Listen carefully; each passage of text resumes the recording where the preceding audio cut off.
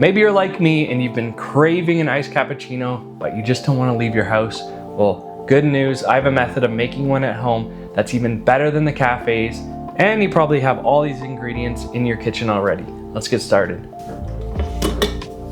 I'm adding 30 grams of coffee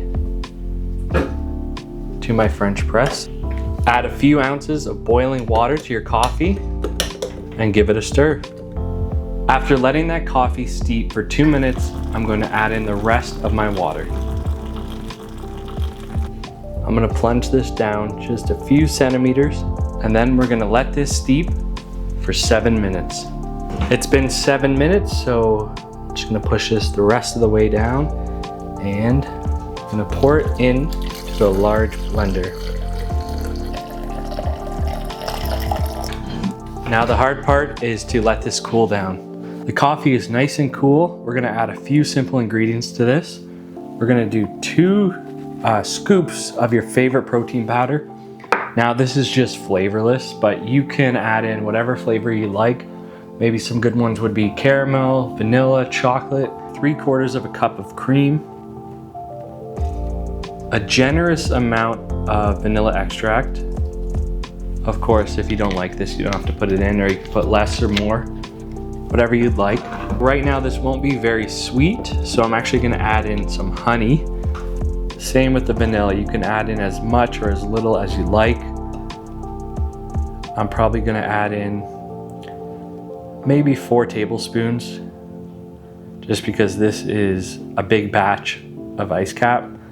I'm just gonna give that a nice stir, blend these all together. Final ingredient, you guessed it, for an ice cap, we need ice. I don't have any fancy ice cubes, but whatever you have at home will do. I'm just gonna top up the blender. I found when making these, the more ice, the better. So the key here is that you don't wanna blend it too long, just literally a few seconds. So.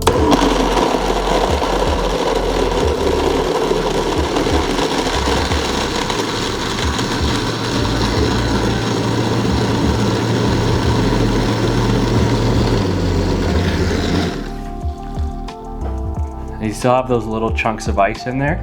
That's what you want. You don't want it blended too thin. And there you have it. It's as simple as that to make a delicious ice cap right at home. It looks good, but that doesn't matter if it doesn't taste good. So let's give it a test. That is very delicious.